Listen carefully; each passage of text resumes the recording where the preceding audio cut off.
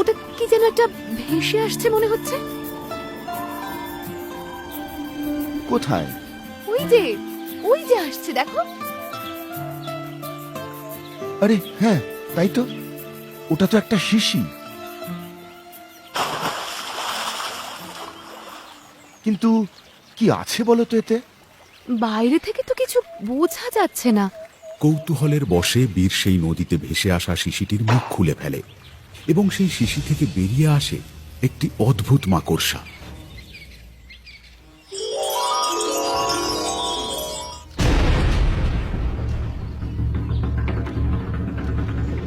আমাকে মুক্ত করার জন্য তোমাদের অনেক ধন্যবাদ। আরে এটা তো একটা মাকড়সা।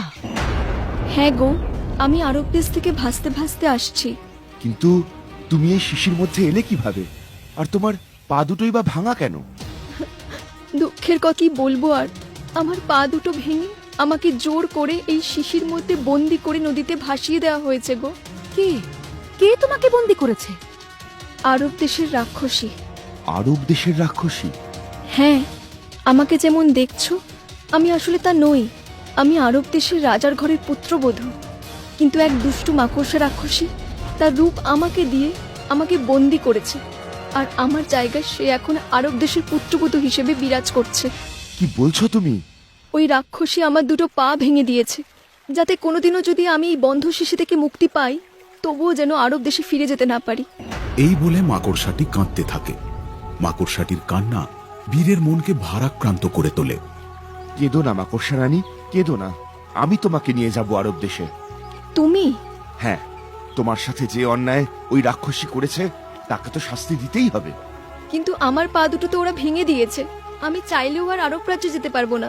চিন্তা করো না, আমি দেখছি কি করা যায়। এরপর বীর সোনপুরী এবং মাকড়সা রানীকে সঙ্গে নিয়ে মেঘ চাদরে করে আরব দেশের উদ্দেশ্যে উড়ে যায়।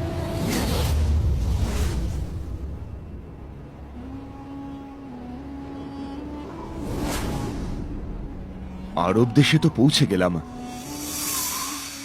আচ্ছা, তোমার আগের রূপ ফিরে পাবার কি কোনো উপায় নেই? উপায় একটা আছে, তবে সেটা বড় কঠিন উপায় গো। কি উপায়?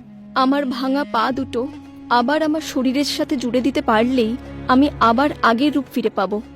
কিন্তু তোমার ওই পা দুটো কোথায় লুকিয়ে রেখেছে তুমি জানো?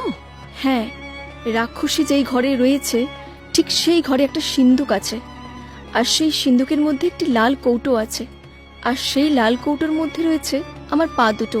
ওই দুটোই ওর আসল শক্তি। ওই পায়ের জোরেই তো ওই রাক্ষসী হয়ে আমার রূপ ধারণ করে থাকতে পারছে। ঠিক আছে, তবে ওই রাক্ষসীর কবল থেকে তোমার ওই পা দুটো আমি যেভাবেই হোক ছিনিয়ে নিয়ে আসবো।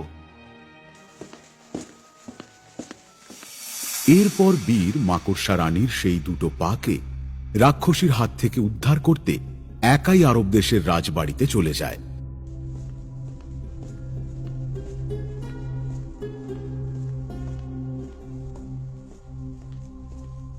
রাজবাড়িতে তো প্রবেশ করে ফেললাম, কিন্তু মাকড়সা রানীর পা দুটো কোথায় রয়েছে?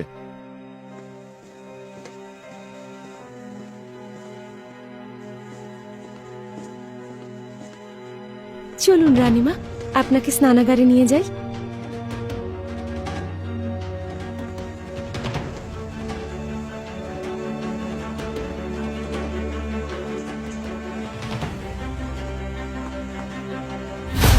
এই তাহলে সেই রাক্ষসী যে রানীর রূপ ধরে রাজবাড়িতে রয়েছে, আর এটাই হলো রানীর ঘর।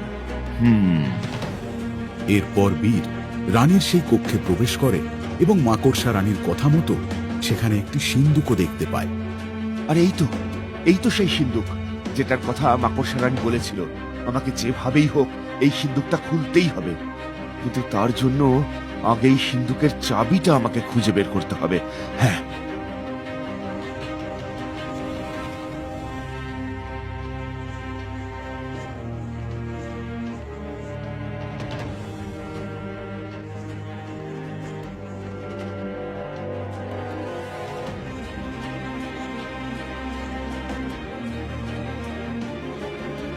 এই তো একটা চাবি। দেখে তো মনে হচ্ছে এটাই সিন্ধুকের চাবি। দেখি তো চেষ্টা করে। বীর সেই চাবিটি দিয়ে সিন্দুকটি খুলে ফেলে এবং সিন্দুকটি খুলতেই দেখে একটি লাল কৌটো। বীর যখন সেই কৌটোটি খুলতে যাবে তখনই রানী সেখানে চলে আসে। কে আপনি? আর আপনি আমার আমার সিন্ধুক খুলছেন কেন?